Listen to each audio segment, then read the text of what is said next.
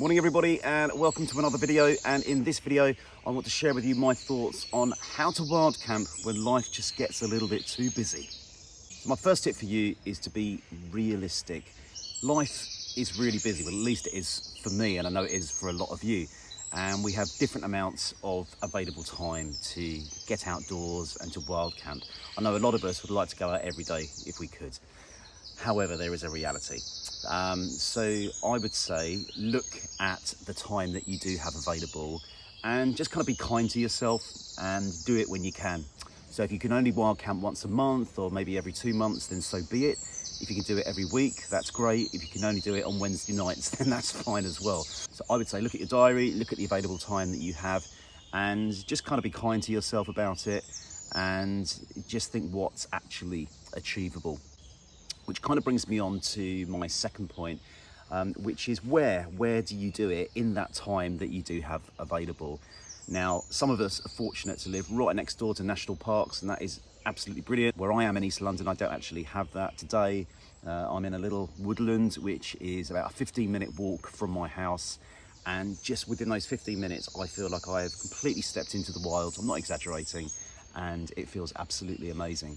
So my second tip would be to look for places that you can get outdoors nearer to home. Obviously places that you feel comfortable in. I would encourage you to do recce's, but it isn't all about getting in your car or getting on the train and traveling, 300-400 miles plus. Great if you can do that, but do have a look at what is near you. I think you'll be surprised at what is on your doorstep.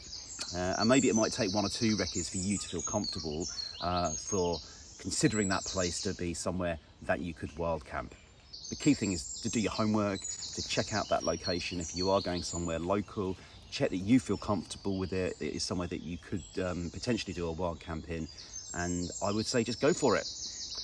Once you've found somewhere that you want to go, you might be feeling a bit pressured for time, and you might have family commitments. So I know for myself, weekends are the time when I would tend to wild camp, but there are some weekends that are easier than others.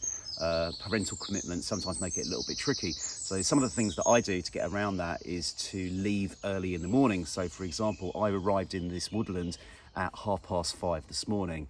It was a bit of a killer getting up, but actually since I've got here and I'm surrounded by nature and I've had a beautiful filtered coffee, it's brilliant. I'm really proud of myself that I managed to get out and into the woods so early. So I would say get out early.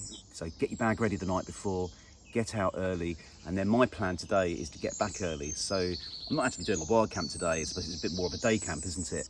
But I do feel like I'm getting my outdoors fix. It's local. I'm in my local woods. I'm out early and I'm going to be back probably before 8 o'clock. If I was to wild camp here or somewhere else, another little time-saving tip that I want to share with you is to leave early in the morning and don't have breakfast.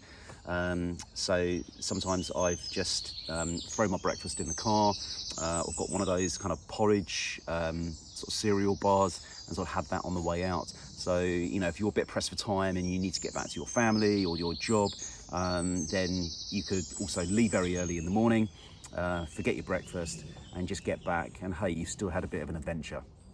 Another thing that I do to kind of satisfy the hunger for wild camping is to prepare for the next wild camp. So if I know I've got a period of time where I'm just simply not going to be able to get outdoors, even to do a day camp perhaps, then I will get my notebook out. I'll just throw ideas down about wild camps coming up in the next few months, or maybe even day camps or walks, just kind of general outdoor experiences.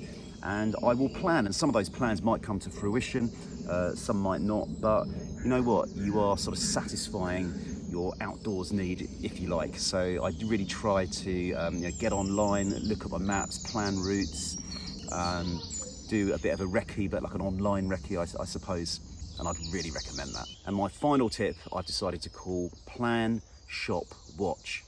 In addition to that, to fill those gaps in between wild camps, I like to do a little bit of window shopping. I might even do some real shopping. So I tend to be a bit of a geek and scour the camping websites, eBay and so on, and just sort of see what gear is out there, what bargains I can pick up, and maybe even make a little bit of a shopping list for things that I want to get when payday finally comes along. Also, I like to see what other people are up to as well. So I like to get onto YouTube and watch other YouTubers and learn from them, sort of seek inspiration from other people in those periods where I can't actually get outside myself. I really recommend that. There are hundreds of great YouTube channels out there that kind of suit your type of outdoor need, whether that's kind of more of a bushcraft focus, hiking, bivvying. There's something out there for everyone. If you have liked this video, then please do give it a thumbs up. It really helps the video and it really helps the channel. And if you're not a subscriber and you like this kind of thing and you want to know more about wild camps and things that I'm doing, then don't forget to hit that subscribe button and the bell, and you get your notifications of any future uploads. So thanks very much, everyone. Take care of yourselves.